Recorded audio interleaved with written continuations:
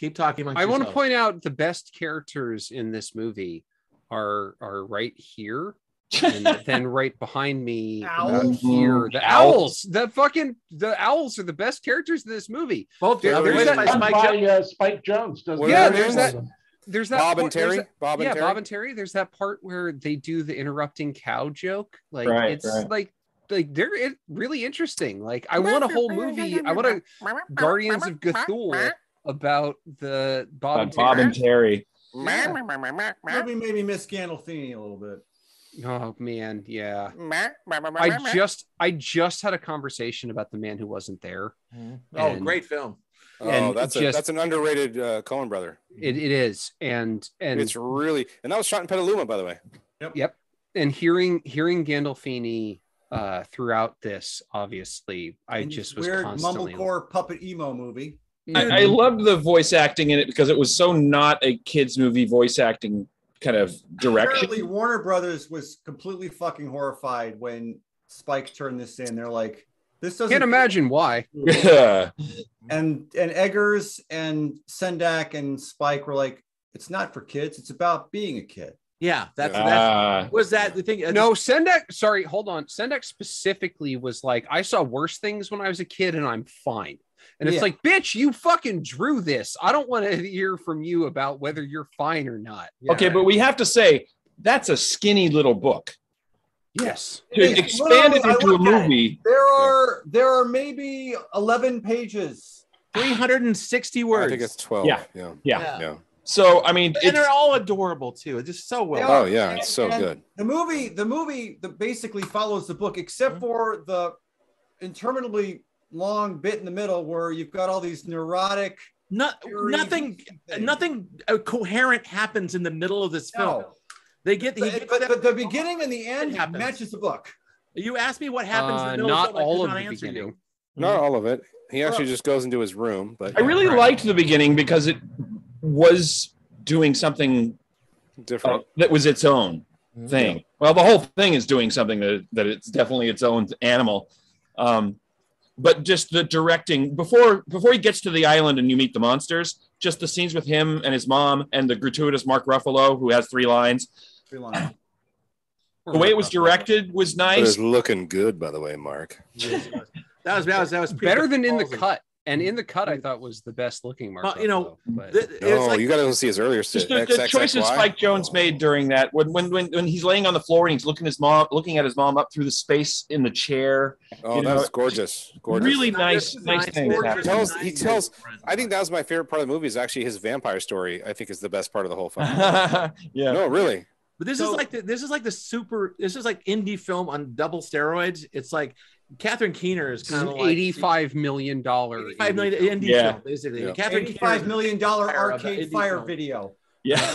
It's not Arcade Fire. It's Karen O. It's just Karen O. Karen O. Yeah, exactly what I mean, don't you? But I will say this I'll say this from the outset. The trailer for this movie is better than the whole movie, and it's because of that Arcade Fire song, which is so fucking which you good. Can't find anywhere. So hyped because to watch it's a different edit.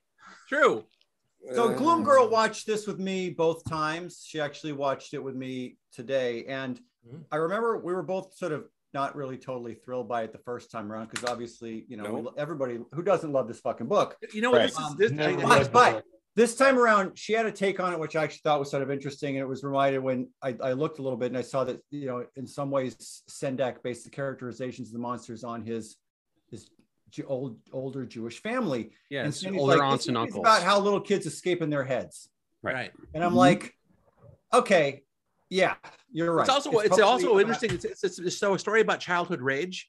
Kids get mad. Kids throw things. They throw tantrums and they bite their parents and they get really crazy. And it's kind of neat because the book talks about that too. Yeah, and that is what the book is about. That's what the book is basically Max about. is a monster, and he's sent to the island of monsters. And the wild rumpus scene in the book extends to smashing the houses, smashing the dirt. And he looks at me and goes, "This is how you played when you were a kid, wasn't it?" I'm like, "Fucking A, it was." Yeah, that's exactly how it was. Hey, I love how it's preoccupied with forts. There's so many things where he's inside stuff. Yeah, sorry, but like sex and gender is a thing, and we're dudes, and we did that shit. No, Dirt Clods. I've been playing Dirt Clods in my buddy till he screams bloody murder. Yeah, that is exactly. Dirt clod fights are always fun, and then somebody gets hit in the face, and then it's a bad scene, etc. And then so that was sweet. Okay, all just happening in his head or whatever, and the only adults he's ever had to relate to are his old family members. Then that would explain why the monsters talk to him like 60-year-olds with bad hips, right? Right. So Absolutely. I liked this movie a lot better than the first time. I don't think it's great, but there's a lot of stuff like it's very beautifully shot. It's so not great. It's not great. I mean, it's like it's fucking murky as shit and very mumblecore at times. Well, and I was going to say, I actually think the Dr. Seuss, the Jim Henson, the creatures. I still don't. Sometimes. Well, okay. Well, you hold on before you get too far into that. You do know about what they had to change, right? The eyeballs, the eyes, which are the worst part of these creatures is their eyes are always slightly cattywampus. It's like watching episode 1 where they don't know where to look for except it's the the animated characters that don't know where to look. Right. The animated characters are always looking like through or past him. And it's like, oh man. But I will say, like, there's much to say, but I'm gonna agree with Chris and point this out even more. The cinematography and the look of this film is fan-fucking-tastic. It's beautiful. It's probably the best thing going for this movie. It's uniformly. I think it's his best looking movie. I do too. Well, no, I think Her was better, but in terms of how it looks. Okay, yeah, close. Her, yeah. But I think this is better. Even in the beginning when he's at home in the snow, it's just gorgeous. On the island, it's gorgeous. It's just really beautiful shot. Boat trip, especially the boat trip's great. That was when the waves start coming, and also I think they did some day for night in here, which was pretty convincing, to be honest. When he first gets to the island, and there's that when he first gets there, that's day for night. But it was so good that I was like, "Is that day for night?" I'm pretty sure it is. I'm glad you mentioned the boat trip because that was one of the moments where it had a real sense of danger, as fantastical as his whole trip is, like he seems like he's in real jeopardy when he's on the boat and trying to get the boat to shore. There are moments of absolute magic in this movie, and they amount to nothing, which is the biggest bummer about it. They're like squandered on a story that's so sort of morose. It's glum. This movie is glum. Well, you just nailed that, John. This whole movie should feel okay. Part of watching this again, which I actually have this on Blu-ray because I don't know why I bought it. And I bought AI. We're good. Okay. No, but John just nailed it. I was like, I'm glad I pirated both of them. There should be moments of this that feel magical.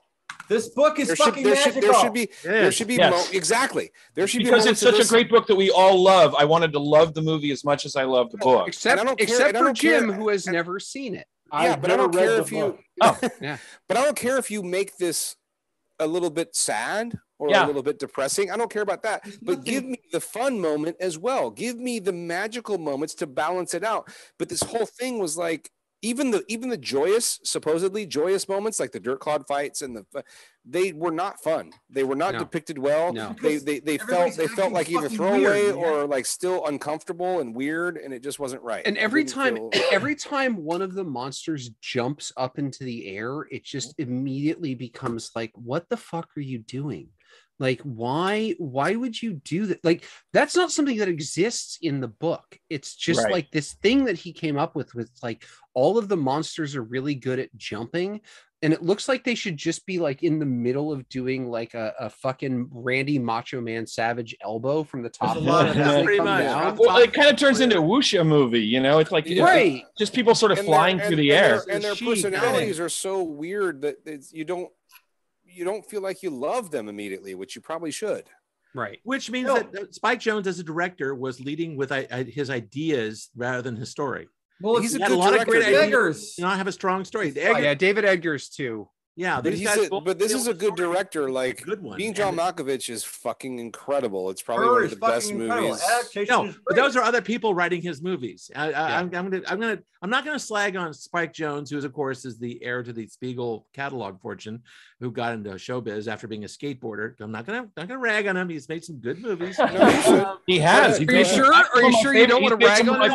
I am always down on bougie, everything handed me. Also got a huge piece of Jackass. Yeah, well, whatever. Either way, and was completely the best thing about Jackass. He made Jackass what it was because they needed a fucking director. And he was the worst thing about Three Kings, but he's in there. He's in there. He is not the worst thing about Three Kings. No, I think he's the best thing about Three Kings. Actually, the woman who's pretending to be Christiana Amanpour is the worst thing about Three Kings. Oh, the best thing about Three Kings though is, let me tell you something, my man. Yes, you know the interrogation scene in Three Kings is fucking good. Bad actor. Anyway, not enough story. Back to this movie. He didn't have enough story to paper the middle of the movie. Well, it's absolutely right. There's nothing you can do with it. You know, this never should have been a 2-hour movie. It's ridiculous. Probably not. Scott, from the point the wild rumpus starts, then he gets back in the boat and goes home. Yeah, pretty much. He gets tired of it, and that's it. You know, I beat you because my wife was here. She was going to read to all you guys, but it's like because she's really good at that. She's we could read the whole book, but then we don't have. We definitely get censored. Dude, exactly. Yeah, I want to come in and read the book to us, please. I want to point out that this is the very first book I ever read. Before I read this in you and a lot of other kids. I read this before I read the Dick and Jane books in first grade. Nice Caldecott medal on that one. Yeah, well, thank you. It's all shiny and fun. But anyway, the thing is, and when a couple months after I read it, this is the same school I was in. Maurice Sendak himself came in. Wow, he was promoting it. This is in '65 when I was like this little tiny kid. He came in and met all the parents and talked about the publishing company and. Because he was part of the whole thing, and he talked about the book. My mom met him, so it's like that's cool. Yeah, that picture behind Chris reminds me again how pretty this movie is, gorgeous. And how all the autumnal colors and stuff. It's really faithful to the book because that's what the artwork's like. It's really subdued colors. They did a great job with the creatures too. Like the guy with the creatures look great. Yeah, they were fun. Except for the faces. You know what? They didn't bother me, Tad. And you bringing it up was like, oh, I guess so. I didn't notice. No, I actually think the opposite, Tad. I thought they were really fantastic looking. But every time one of them has a close up like this, it's just like fucking stop. Just stop. I didn't mind it at all. I thought it was quite nice. I kept waiting for Carol the monster. What I wanted was a better story. Finding out that the faces were completely blank, like they weren't even like green screen. It was just white. And the actors were trying to act behind it, and also the actors could only be in the suits for 30 minutes. You're jaded by knowledge that we didn't have watching this. No, I'm saying after I watched it, I went and found that out, and it was just like, yeah, that makes a lot of sense. It makes a lot of sense. It didn't bother me. What bothered me was there was no fucking story here. There's no story, and then every time, the interaction between the creatures and the kid, or the creatures and each other, always is like, okay, here comes the killjoys. It always boiled down to like a bummer. Somebody's got the bummer. These childlike relations. Where was the magic and fun? Why are you getting their feelings hurt? If you're gonna do the bummer, give me at least 5 minutes of action and fun. Yeah. We love. Although I kept waiting for Carol, that James Gandolfini's the monster, to like put him in the back of a Suburban and drive him to the Meadowlands. Never happened. the only voice, I can't get around that goddamn voice. I want Chris Cooper to do more animated characters because his voice is. I love Chris Cooper in this. So great. Yes. The only part of this that has so quiet, John, so like sensitive. Oh, he's got a great voice, and it really stands out in this movie. I think so too. Also, the only part of this that has that kind of magic and fun is ironically the last moments of the monsters, which is when Carol sees the thing and then runs all the way out to him leaving, and then they all do the howling as he leaves, and that's the energy I want for the whole movie. But the Wild Things cried. Even that was sad. I want some genuine fun parts, and they didn't do it. Right. The Wild Things cried, "Oh, please don't go. We'll eat you up. We love you so." And Max said no. The Wild Things roared their terrible roars and gnashed their terrible teeth and rolled their terrible eyes and showed their terrible claws. but Max stepped into his private boat and waved goodbye. But see, we get a lot of beautiful stuff. Though, when the book says terrible this and terrible that, it actually means fantastically beautiful. Yes, this movie it does. As, no, it really is terrible. Yeah, we're just gonna do that terrible. Yeah, we got a lot of claims on this channel from fucking movie producers, and this is the first time we're going to claim from a book publisher. Congratulations, everyone! Nice, well done, well done. If they do, I'm going to be like, yeah. Well, for the record, Maurice, good job. This movie, bad job. Hold on. This is a movie for your house. What, Chris? Jim. Oh. I bet Jim never watched this. As I told Tad, I never read the book, so there was nothing to be destroyed. I just found it overly. Wait a minute. There was 2 hours of your life to be destroyed. Did you watch this movie, Jim? Did you watch this movie? Yes, I did. Okay, go, let him go. And I pretty much watched it all in one sitting. I think I paused it once. Pretty much to the bathroom because old man piddling. And do you pee your pants, Jim? It's not a very. Tell us the truth. No, I wear Depends, so you know. Oh, okay. It pees your pants. I just don't think it's Jim's a very peed on me good, more than once. It's a very good movie. I don't think the story is very interesting. Maybe if it was like 30 minutes long, I would have liked it. Yeah, this would be a good short. I think you're right, Jim. Short. Yes, it would be a good short. Yeah.